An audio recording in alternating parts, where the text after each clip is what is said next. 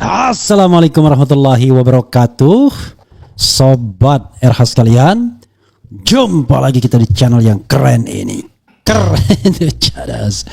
Ya, Sobat RH sekalian, masih soal Tom Lembong ya. Tapi sebelumnya saya ingin menyampaikan ini ada klarifikasi dari Menteri UMKM Maman yang menganggap bahwa istri minta dikawal KBRI ke Eropa, jangan jahat banget, itu fitnah. Karena katanya datangi KPK, Menteri UMKM sebut istrinya ke Eropa temani anak lomba. Jadi pertanyaannya yang di surat itu siapa yang bikin ya? Nanti kita bahas lebih lanjut ya, klarifikasi Maman Abdurrahman ini.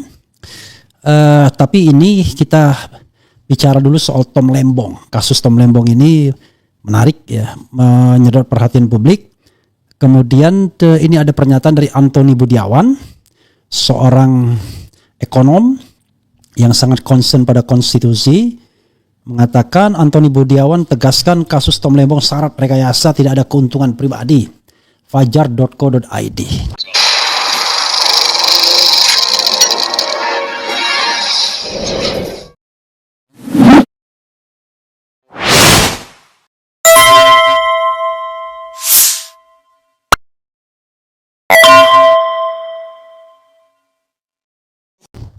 Coba kita bacakan ya versi Tom Lembong seperti apa. Kalau versi Refli Harun sudah saya sampaikan tadi ya.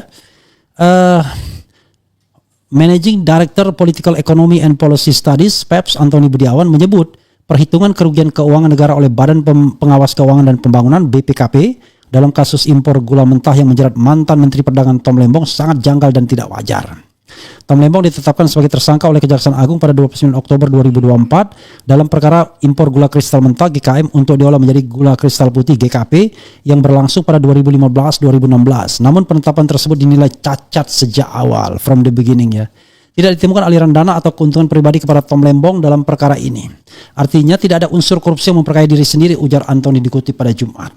Jadi kalau misalnya memperkaya orang lain itu bullshit. Karena setiap kebijakan yang ada uangnya pasti ada yang diuntungkan, dan itu keuntungan yang wajar dalam sebuah transaksi ekonomi kan sebenarnya.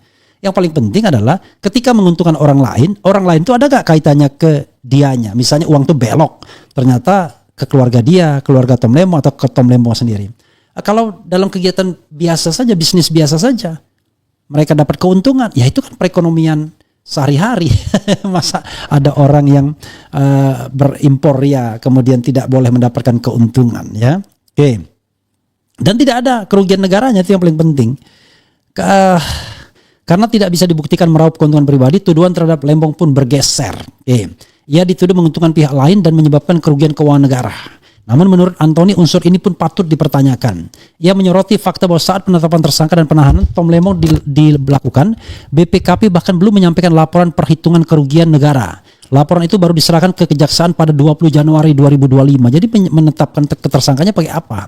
Artinya saat Lembong ditahan, jaksa belum tahu apakah benar ada kerugian keuangan negara atau tidak. Ini sangat fatal. Penahanan itu bisa dikategorikan tidak sah, tegasnya. Dalam laporan yang disusun oleh tim investigasi BPKP yang terdiri dari 6 orang itu, disebutkan bahwa kerugian negara berasal dari 2 sumber. Oke, kita coba lihat ya. Ini cari-cari ini kelihatannya. Pertama, karena harga beli gula oleh PT Perusahaan Perdagangan Indonesia PPI sebesar 9.000 per kilogram dianggap terlalu mahal dibandingkan harga dasar HPP sebesar 8.900 per kilogram. Luar biasa ya. Mahal malah lebih ya. Itu. Kemudian kata Antony, istilah kelebihan bayar yang dipakai BPKP sangat menyesatkan. Transaksi itu dilakukan secara sah dan sesuai kesepakatan bisnis. Kemudian bahkan harga beli PT PPI jauh lebih rendah dibanding harga pembelian gula petani oleh BUMN lain seperti PT PN dan RNI yang mencapai lebih dari 13.000 per kilogram. Kalau logika BPKP yang dipakai, maka perusahaan BUMN itu juga harus dijadikan tersangka karena membeli gula jauh di atas HPP. Ini menunjukkan standar ganda, ucapnya. Selain itu BPKP juga menyebut ada unsur kerugian karena perusahaan gula refinasi dianggap kurang bayar biaya masuk dan pajak impor. Namun Antony menyebut tuduhan ini ngawur dan tak berdasar. Yang diimpor adalah gula kristal mentah dan perusahaan telah membayar seluruh kewajiban biaya masuk, PPN impor dan PPh pasal 22 sesuai aturan. Anehnya BPKP menghitung seolah-olah yang diimpor adalah gula kristal putih yang tarif biaya masuknya jauh lebih tinggi. Ini seperti memaksakan sesuatu yang tidak ada menjadi seolah-olah ada. Logika hukumnya dipelintir, tukas Antony. Lebih jauh ia menyebut pajak impor seperti PPN dan PPh pasal 22 bersifat dibayar di muka dan diperhitungkan di laporan pajak tahunan. Jika pun ada kekurangan, itu menjadi ranah otoritas pajak, bukan pidana. BPKP dan Kejaksaan Agung sudah melampaui kewenangannya dalam menetapkan bahwa ada kurang bayar pajak. Ini administrasi perdata, bukan pidana, Antoni menuturkan. Kemudian atas dasar semua itu, Antoni menduga kuat ada unsur rekayasa dalam proses hukum terhadap Tom Lembong. Yang meminta BPKP khususnya tim investigasi dalam kasus impor gula ini menjelaskan kepada publik dasar perhitungannya. Kalau ada kelebihan bayar dalam transaksi komersial, kenapa Tom Lembong yang disalahkan? Kalau ada kekurangan bayar pajak, kenapa bukan perusahaan yang ditindak? Banyak kejanggalan di sini tandasnya.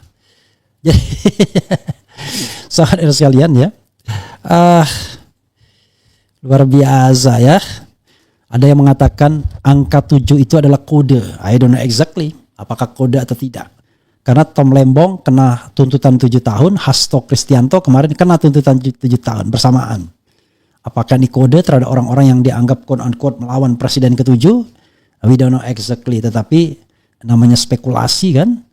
Tom Lembong dituntut 7 tahun penjara dalam kasus korupsi impor gula. Hasto dituntut 7 tahun penjara di kasus dugaan suap dan perintangan. Ini spekulasi yang tentu kita tidak bisa verifikasi apakah betul atau tidak.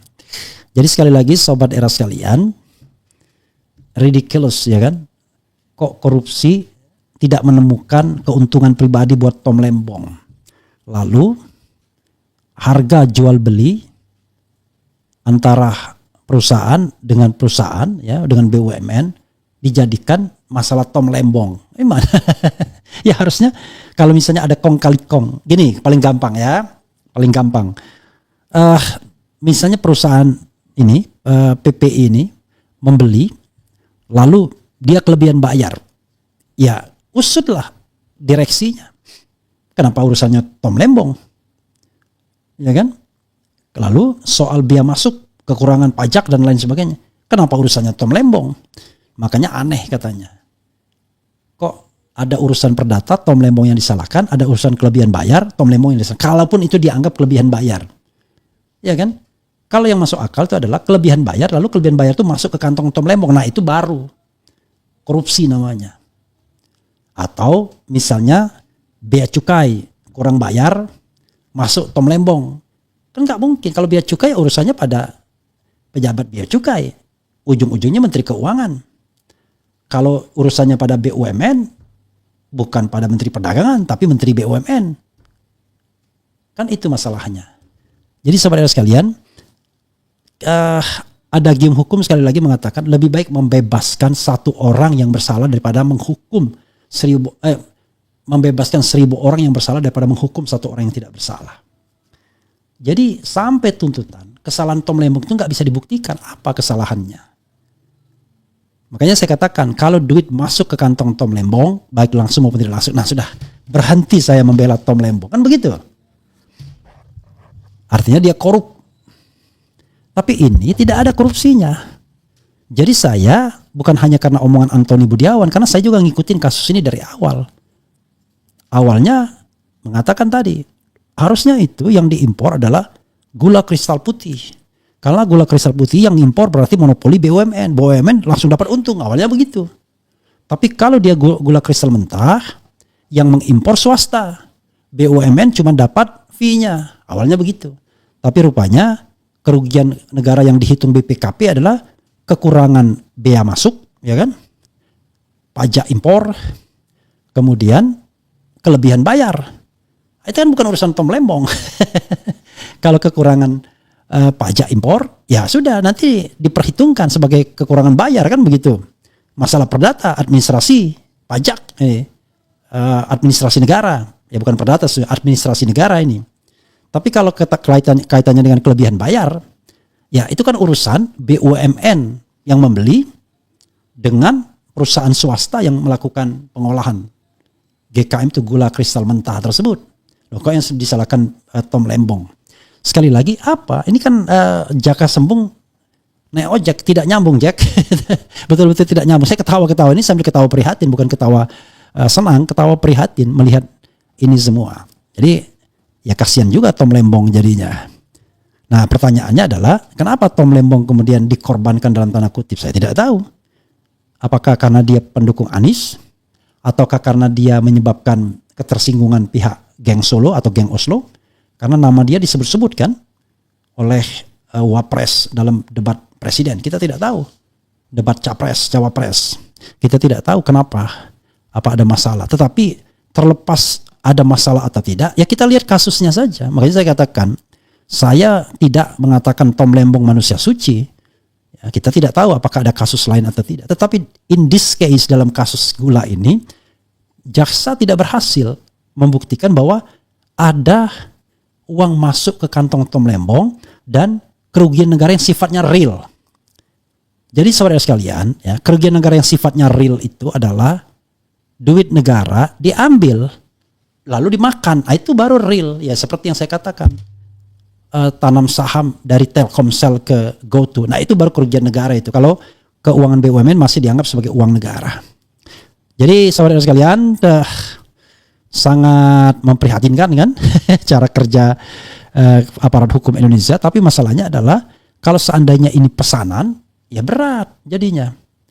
Dari awal kan sudah nggak masuk akal, ditangkap dan lain sebagainya. Sementara Firly Bahuri yang jelas-jelas melakukan pemerasan dan kasusnya sudah terbukti sedemikian rupa dengan apa yang dilakukan atau terjadi pada Yassin Limpo.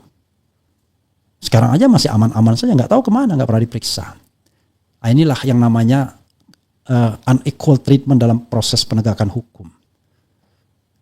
Jadi saudara sekalian, ya kita mau apakan lagi nih? Oke, kita bacakan saja komentar Sobat RH sekalian terkait dengan hal ini ya. Oke, coba kita bacakan. Saya katakan subject to this case ya. Tom Lembong belum tahu saya kesalahannya di mana ya. Betty Nurbaiti, terima kasih ya. Ironi terasa pahit, uang negara tidak hilang, tak ada bukti korupsi, tapi hukuman tetap dijatuhkan seolah-olah kebijakan adalah dosa yang tak terampuni. Hukum amburadul, pesanankah miris ya. Sekarang tinggal hakim. Apakah hakim juga kena pesanan? Nah, itu jadi masalah. Jadi kalau hakimnya kena pesanan, maka Tom Lembong akan kena antara 4 sampai 5 tahun penjara. 2/3-nya kan. Kan kacau. Kemudian negeri penuh sesak dengan bajingan, bongkar. Kemudian kenapa 7 agar Tom Lembong masih dalam penjara saat Pilpres 2029? Jelas itu pesanan. Bismillah Bang RH, SBY Jatim hadir. Lah, namanya kebijakan apapun yang harus menguntungkan. Lah, kalau tidak menguntungkan ya siapa yang mau impor atau ekspor? Angel wis angel. Iya. Anda disuruh dibuka keran impor, tapi nggak boleh untung. Ya nggak ada yang mau kan? Gitu. Ihsanuddin Nursi dan lain yang hebat sangat ditakuti oligarki hitam yang tidak ingin Indonesia kaya sejahtera. Ya, Tom Lembong, Ihsanuddin Nursi dan lain-lain. Penahanan Tom atas pesanan Mulyono karena tidak pro ke Jokowi. Tom Lembong sudah jadi target sampai selesai Pilpres 2028. Maksudnya apa 2028 ini? Tom Lembong dipesan pakai GoFood. Bagaimana para saksi yang didatangkan apa menjadi referensi hakim panitera budak mungkin jadi percuma saja. Hukum menjadi pembalasan. Kalau judi Ari malah nggak ditangkap tak akan korupsi negara kurang laba. Malah diketok 7 tahun. Wow, gimana nih ya? Kemudian Fiat Justisia Ruat Kailum ya. Kemudian sidang barengan dengan kasus ijazah palsu 9 Juli. Apa? Bukan sidang, itu apa istilahnya? Gelar perkara ya. Judi Ari dikasih tugas penuhi bunker ya. Kalau di penjara ntar bunkernya kosong. Apalagi ya. Angka 7 tak ikut 2029. Kejaksaan hanya bertujuan membagi uang dengan hakim. I don't know exactly kalau ini ya. Semoga Pak Tom selalu sehat. Jadi tadi kita harus bedakan antara orang yang membela Tom Lembong dengan hati nuraninya.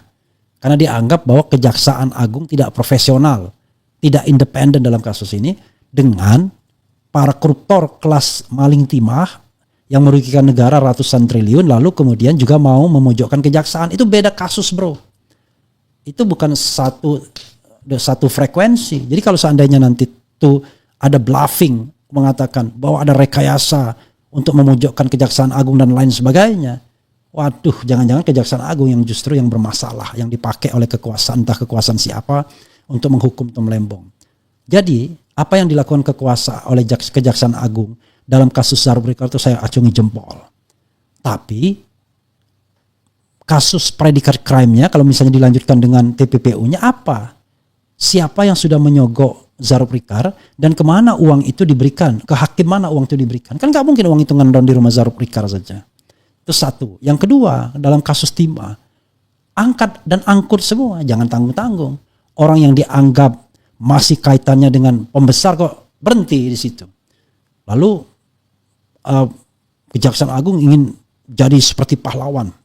Dia tangkap, ditersangkakan Marcella Santoso. Marcella mungkin orang yang katakanlah maklar untuk menggerakkan sidang, menggerakkan